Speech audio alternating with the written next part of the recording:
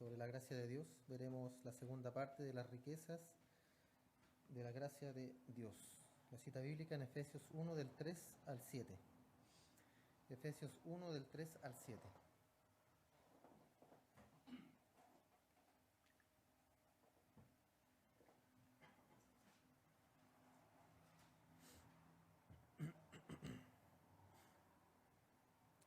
Dice: bendito sea el Dios y Padre de nuestro Señor Jesucristo, que nos bendijo con toda bendición espiritual en los lugares celestiales en Cristo, según nos escogió en Él antes de la fundación del mundo, para que fuésemos santos y sin mancha delante de Él, en amor habiéndonos predestinado para ser adoptados hijos suyos por medio de Jesucristo, según el puro afecto de su voluntad, para alabanza de la gloria de su gracia, con la cual nos hizo aceptos en el amado, en quien tenemos redención por su sangre, el perdón de pecados según la riqueza de su gracia, que hizo sobreabundar con nosotros en toda sabiduría e inteligencia, dándonos a conocer el misterio de su voluntad según su beneplácito, el cual se había propuesto en sí mismo de reunir todas las cosas en Cristo en la dispensación del cumplimiento de los tiempos, así las que están en los cielos como las que están en la tierra.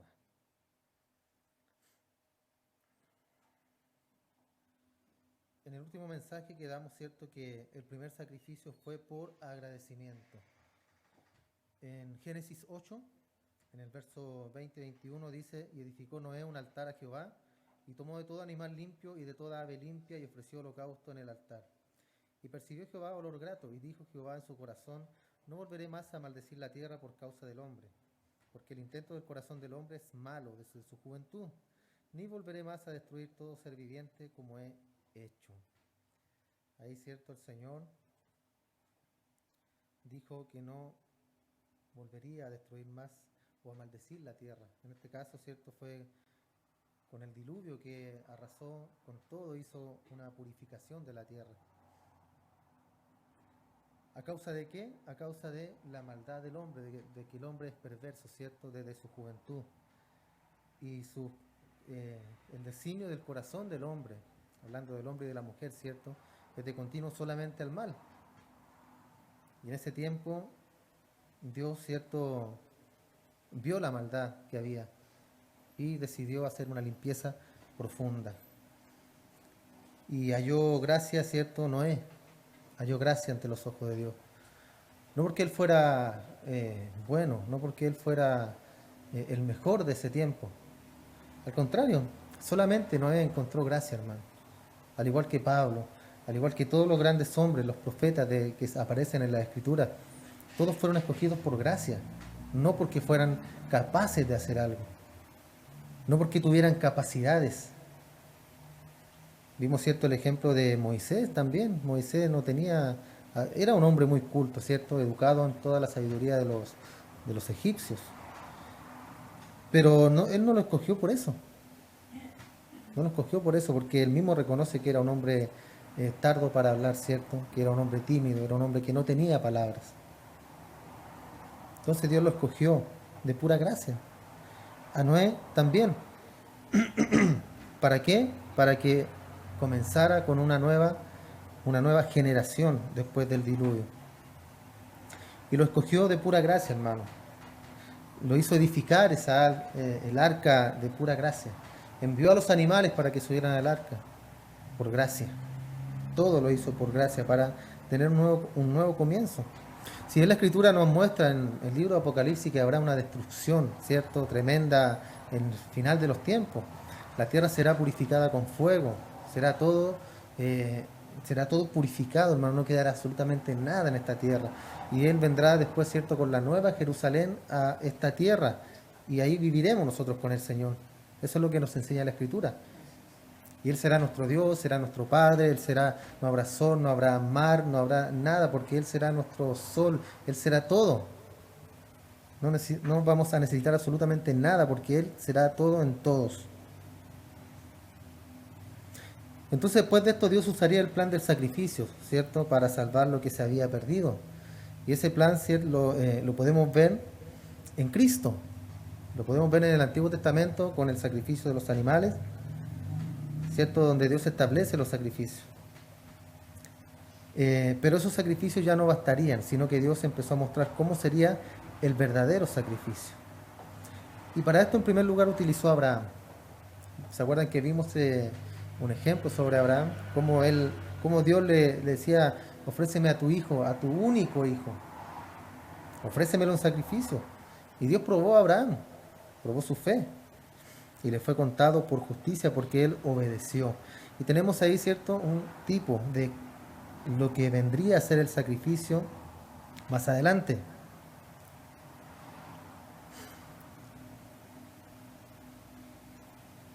Podríamos decir que es una metáfora, ¿cierto?, una comparación de lo que haría el Padre más adelante con su Hijo Jesús, que lo enviaría a morir por todos nosotros, por los pecadores.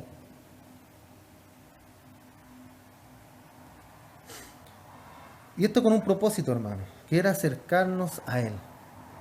Dios, recuerde bien, yo siempre les digo a estos hermanos, Dios nos eligió, Dios se acercó a nosotros.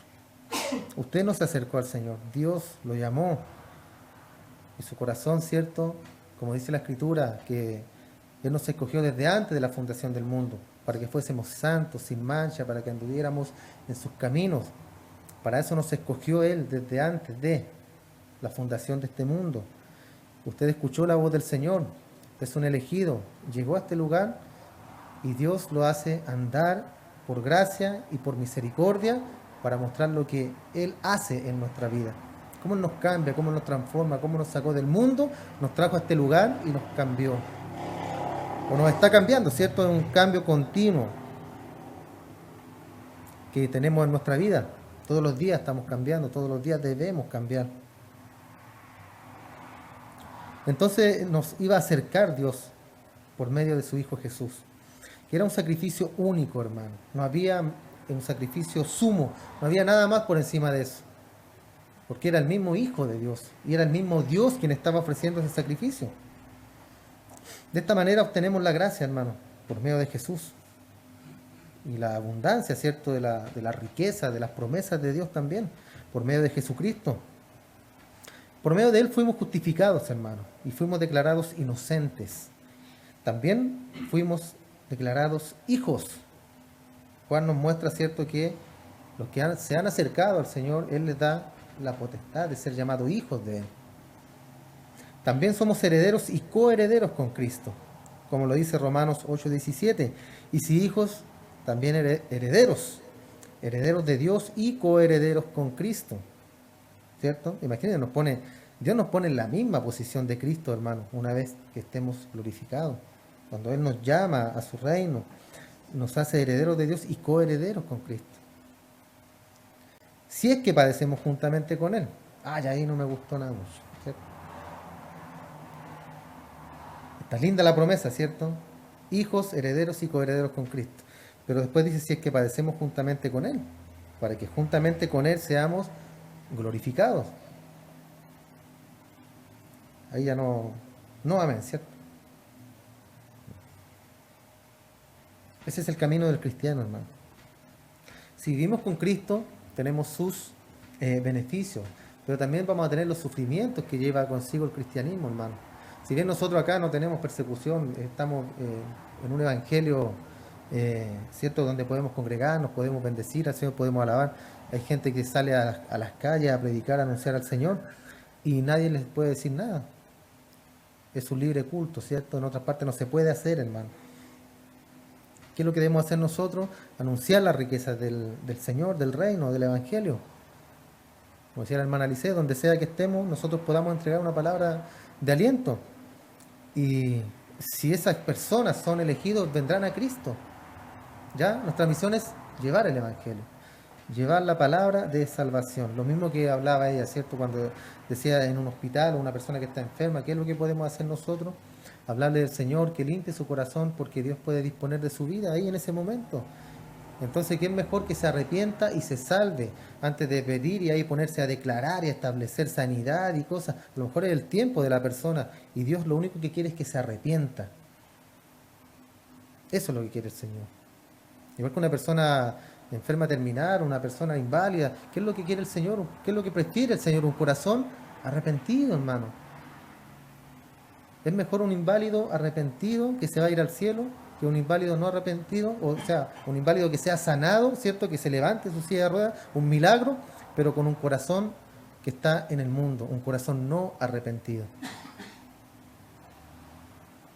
El enfermo es mejor, ¿cierto?, que reciba a Cristo y se vaya con el Señor. Es mucho mejor que estar en esta tierra, hermano. Muchas veces la gente no entiende eso porque se aferran a la vida, hermano. Se aferran a esto, a lo que podemos ver, a lo sensorial. Y eso de eso no depende nuestra vida.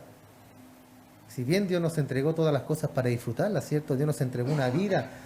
Yo quiero seguir viviendo, yo quiero llegar a viejito, ver a mis nietos, ver mi familia cómo va creciendo, ¿cierto? Yo quiero ver eso. Y Dios te lo da, hermano. Y debes disfrutarlo hasta que Él diga, hasta acá no más llegaste. Ahora te vienes conmigo. Y no es un motivo de tristeza, aunque en la carne nos entristecemos, ¿cierto? Nos da pena porque pensamos que no vamos a ver nunca más a esa persona. Pero la Biblia nos da grandes promesas, hermano. Y una de las promesas es esa, que si tú vas al cielo, después nosotros iremos también juntamente al cielo, estaremos allá. La Biblia dice que no habrá casamiento, ni esposo ni esposa, así que los que están casados no estarán casados en el cielo, hermano. Pónganse felices los que...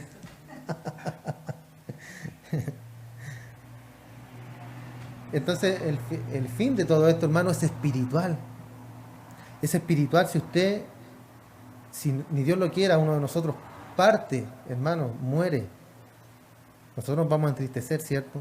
Pero al mismo tiempo estaremos contentos, gozosos. ¿Por qué? Porque ese hermano está en el cielo y está mucho mejor que nosotros. Esa es la vida del cristiano, hermano. Disfruta lo que tienes, disfruta tu vida, disfruta tu familia, disfruta todo lo que Dios te ha entregado, pero siempre tu corazón debe estar puesto arriba, arriba en los cielos, y dejando que Dios haga todo en nuestra vida, que nuestra vida dependa completamente de Él, hermano. En la aflicción, en la felicidad, en la escasez, en la abundancia, que siempre Dios esté ahí.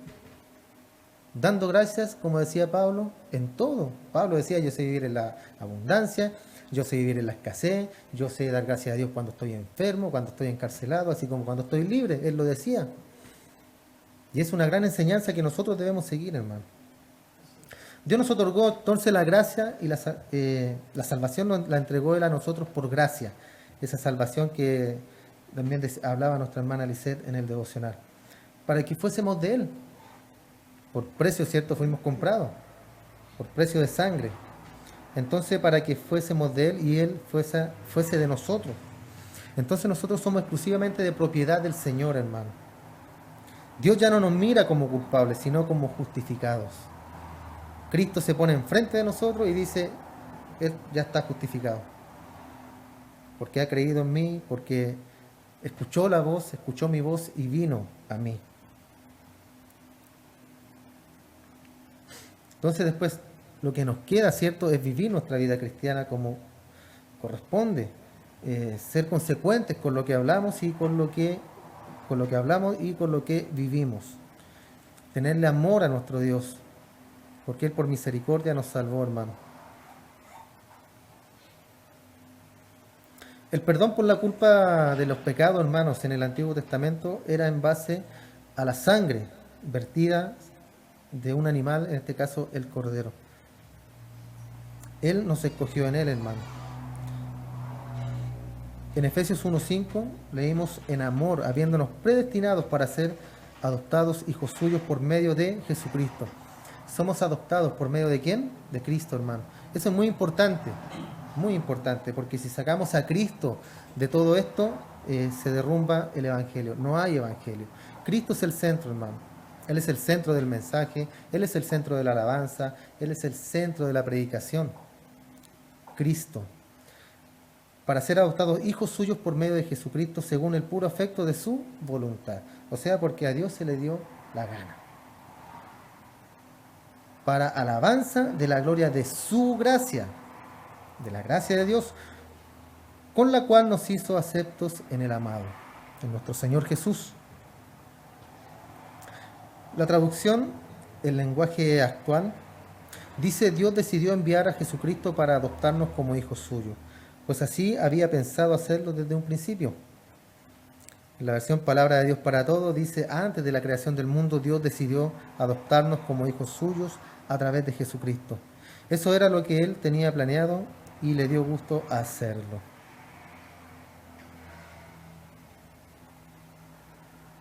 Entonces hay un propósito, hermano, en esta adopción como hijos de Dios. Esta palabra predestinar, hermanos, es una palabra griega, proorizo, y significa limitar de antemano, predestinar, determinar antes de. En Gálatas 4:4 dice: pero cuando vino el cumplimiento del tiempo, Dios envió a su Hijo. Ese fue el cumplimiento, ¿cierto?, de la profecía del Mesías, nacido de mujer y nacido bajo la ley, para que redimiese a los que estaban bajo la ley, a fin de que recibiésemos la adopción de hijos. Por cuanto sois hijos, Dios envió a vuestros corazones el espíritu de su Hijo, el cual clama: Abba, Padre. Así que ya no eres esclavo, sino hijo. Y si hijo, también heredero de Dios por medio de Cristo. Acá también menciona, se fijan, que somos herederos. Somos herederos del Padre. El cual clama, dice acá, ¿cierto? Abba, Padre. Conocemos el significado del Abba, Padre, ¿cierto? Que es un diminutivo en el griego, que es una palabra que habla de cariño, como decir papito, al Padre, a nuestro Dios, con amor, con respeto. Entonces somos adoptados como hijos, hermanos, y Él nos ha hecho parte de su familia y herederos. Y así podemos dirigirnos ahora a nuestro Señor con toda confianza, diciéndole: Abba, Padre. Ya podemos entrar con confianza al trono de la gracia de nuestro Padre, ¿cierto? Y hablar directamente con Él. Tenemos línea directa con el Señor por medio de Cristo. Entonces Pablo usa esta comparación para mostrarnos cuán sólida es ahora nuestra relación con Dios, al entrar en la comunión con Él. ¿Ya? Teniendo comunión con Dios, estaremos firmes, hermano. Teniendo comunión con el Señor, Él estará a nuestro lado siempre. Efesios 1:6, con la cual Dios nos hizo aceptos en el amado. De aquí sale nuestra alabanza hacia Él, hermano, para alabanza de la gloria de su gracia. Porque por medio de Él nos hizo aceptos en Dios. Él nos aceptó por gracia, hermano. Estábamos alejados de su reino. Estábamos fuera en el mundo, como gentiles. Estábamos alejados de sus promesas. Estábamos separados, ¿cierto? Muy lejanos de ser hijos de Él y de las promesas de nuestro Dios.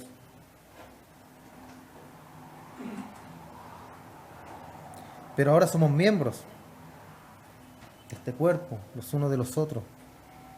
Ahora Él nos ha hecho parte del cuerpo de Cristo. Y como tal debemos funcionar, ¿cierto? Debemos ser miembros funcionales, miembros que sirvan en el cuerpo. Así como cada uno de nuestros miembros en nuestro cuerpo funciona, ¿cierto? Todo nuestro cuerpo tiene una movilidad armoniosa cuando queremos hacer algo, cuando vamos a caminar, cuando vamos a tomar un vaso de agua, ¿cierto? Todo en armonía funciona. Así mismo debe ser, hermanos, en la iglesia. Nosotros debemos funcionar en armonía también. Y cada uno tener su responsabilidad y cada uno saber para qué Dios lo ha llamado. Y preguntarle a Dios para qué lo ha llamado a la iglesia, a servir en el reino.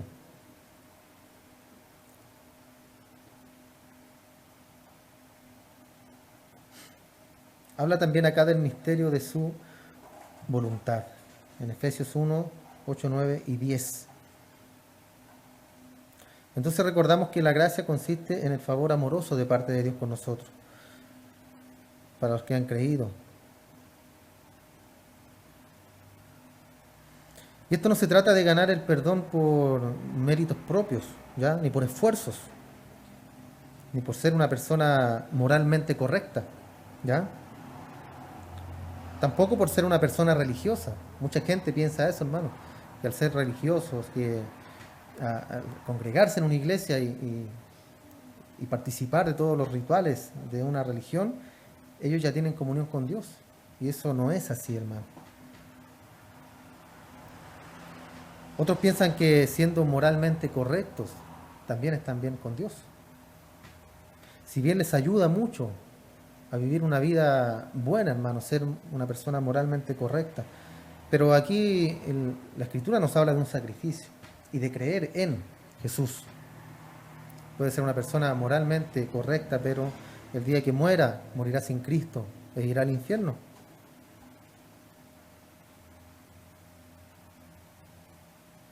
Entonces esta gracia y este perdón, hermano, es solamente por la misericordia de Dios, por la gracia de Él. Es un regalo de parte del Señor. Nadie puede salvarse a sí mismo.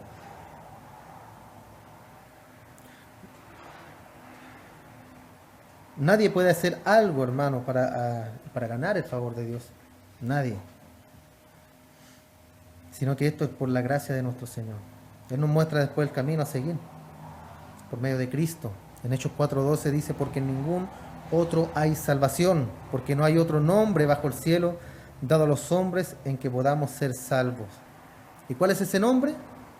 Jesucristo, Jesús, el Hijo de Dios. Él, por medio de Él recibimos la salvación. Por medio de Él recibimos este perdón y por medio de Él estamos acá, hermano.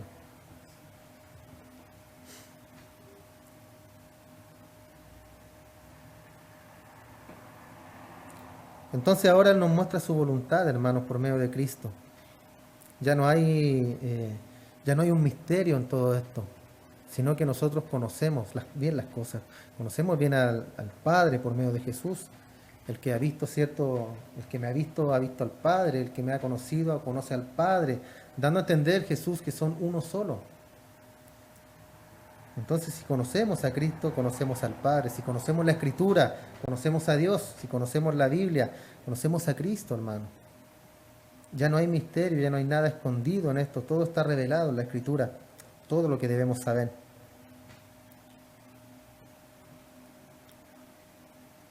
Jesús predicó, hermano, y enseñó el camino hacia el Padre. Y eso está plasmado hoy en las Escrituras, que es lo que nosotros debemos leer y escudriñar. Jesús, estando en la cruz, dijo que todo esto ya estaba consumado. Y posterior a esto se levantó en gloria, ¿cierto? Una vez que Él resucitó de entre los muertos y fue llevado nuevamente al Padre, a la diestra del trono de la gracia de Dios. Y ahí Él reina juntamente con nuestro Padre. Vino, ¿cierto?, a cumplir su tarea, vino a cumplir su misión a esta tierra y la cumplió a cabalidad, hermano. Porque no teniendo pecado en Él, Dios cargó todo el pecado del mundo en Él. ¿Para qué? Para que solamente por medio de Cristo tengamos la salvación. Y todo esto por gracia, un regalo inmerecido, hermano. Ese es un regalo, ¿cierto? Cuando llega Navidad todos hacen regalo. Hasta el que le caen mal le hacen un regalo, ¿cierto? Porque es Navidad, noche de paz, noche de amor. Así nuestro Dios nos envió ese gran regalo, hermano, de la salvación por medio de Jesús. Y es algo inmerecido, es algo que nosotros no merecíamos. Jesús trajo la paz entre judíos y gentiles y lo hizo un solo cuerpo, siendo Él la cabeza de la iglesia.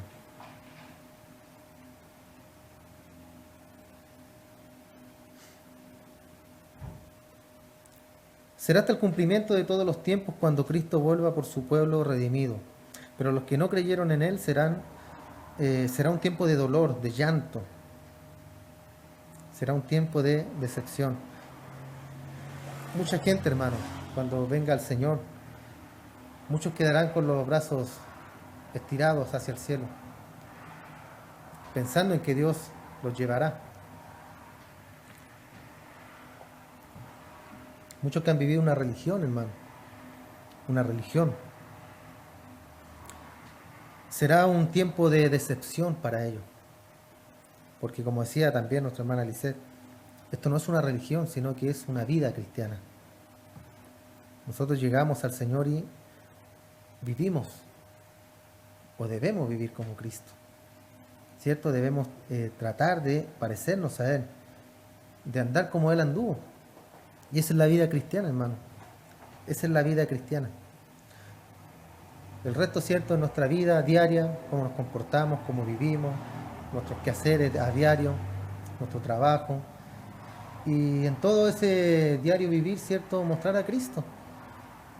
Mostrarlo a Él.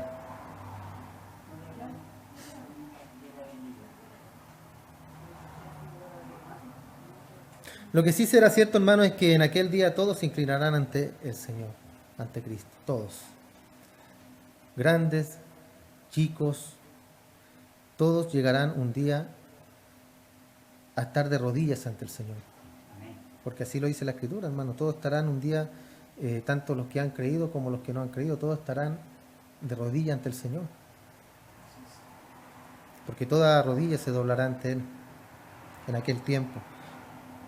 Y como les dije recién, hermano, muchos se arrodillarán ante Él, pero se quedarán acá. Porque muchos viven una religión. Muchos viven por un nombre, muchos viven por una iglesia. No viven por el Señor.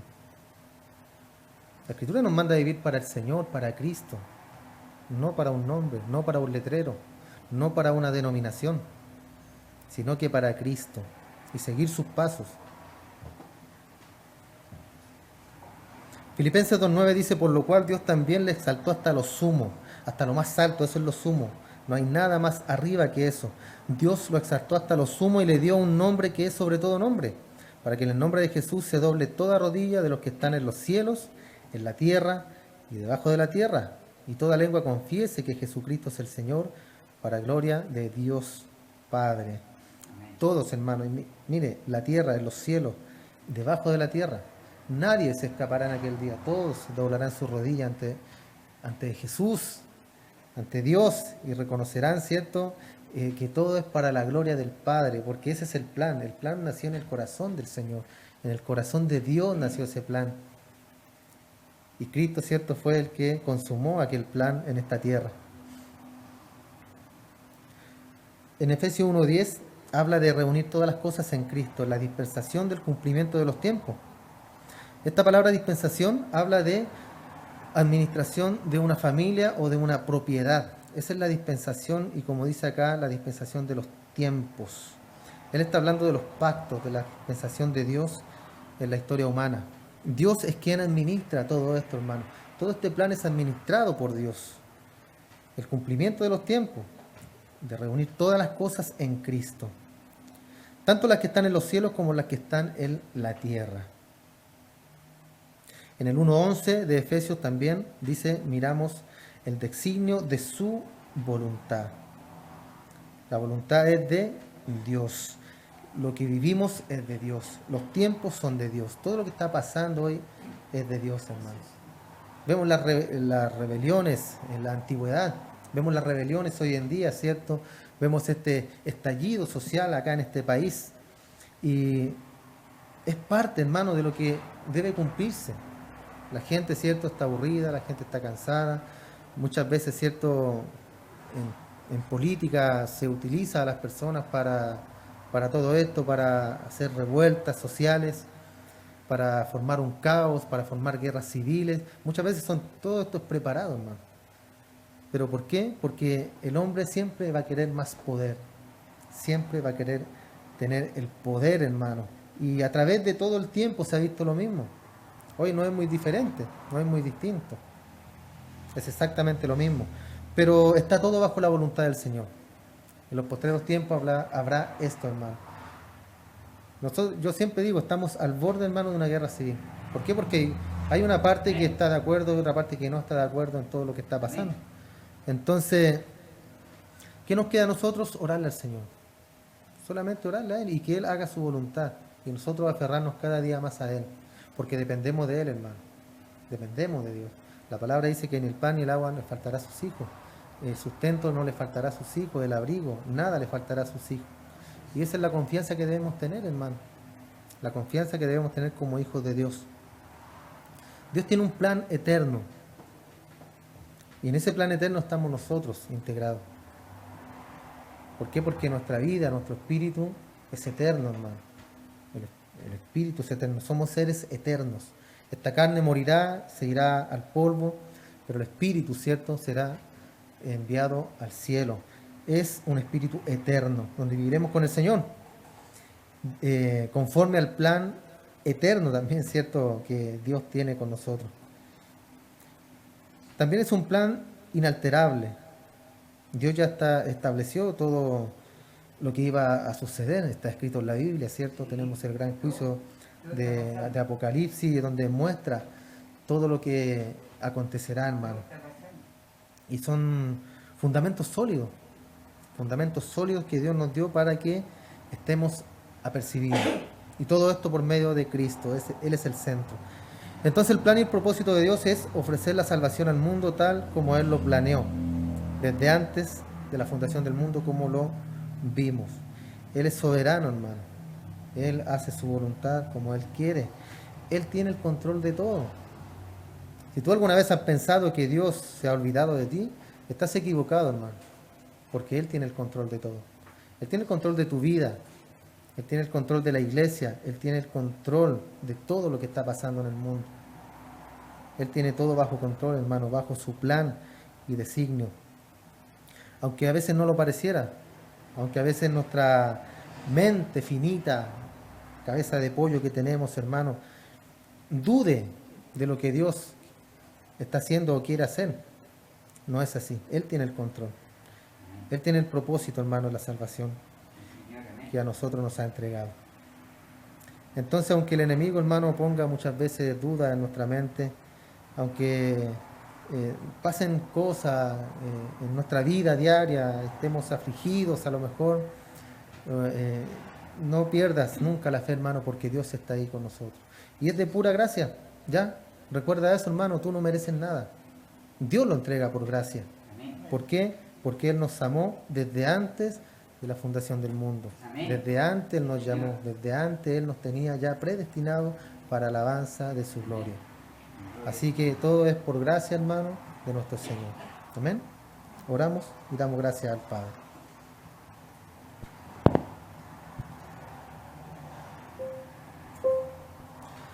Te damos gracias, mi Señor. Muchas gracias, Padre, porque eres bueno, Dios. Eres bueno, Padre, con nosotros. Cada día, Señor, tú haces tu voluntad con nosotros, Padre. Trabajas en nuestra vida, trabajas en nuestro espíritu, Dios del cielo, trabajas en nuestro hogar, en nuestra familia, en nuestro trabajo. Siempre tú estás ahí, Señor, siempre. Tú tienes el control de todas las cosas, Señor. Tú tienes el control de todas las cosas, Padre. Y eso debe darnos una gran tranquilidad, Señor. Una gran tranquilidad. Porque tu palabra dice que no nos dejará ni nos desamparará jamás. Y que Cristo estará con nosotros todos los días hasta el fin del mundo. Eso debe darnos paz. Debe traernos paz a nuestro corazón. Y a pesar de que todo esté sucediendo mal en esta sociedad, no importa, Señor. Tú estás con nosotros. No importa, Padre, lo que pueda venir, las tempestades, el fuego, el viento, nada de lo que pueda venir a nuestra vida, Señor, nos apartará de tu amor, de tu seguridad, de la seguridad que tenemos de estar en ti. Te damos gracias, Padre, gracias. ¿Cómo pagar todo lo que haces por nosotros, Señor? ¿Cómo pagar ese alimento diario, ese pan en nuestra mesa, Dios del cielo? ¿Cómo pagar las fuerzas que nos das cada día, Señor?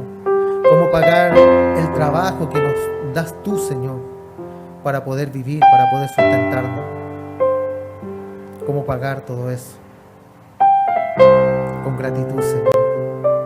Con gratitud venimos a darte gracias, Señor. Con gratitud de corazón, con gratitud de espíritu. Adorando, cantando, inclinando nuestro rostro ante ti, Señor. Demostrando la humildad ante ti, Padre. Y reconociendo que no somos nada y que tú, Señor, eres el soberano por sobre todas las cosas. Eres el soberano, Dios. Y tienes el control de nuestras vidas. Gracias te damos, Dios. Gracias te damos y entregamos todo esto en tus manos, Señor. Todo lo que hemos hecho para ti. En el nombre de tu Hijo amado Jesús, te damos gracias, Señor. Amén y amén. Gracias, Señor. Gracias, Dios. Dios les bendiga, hermano.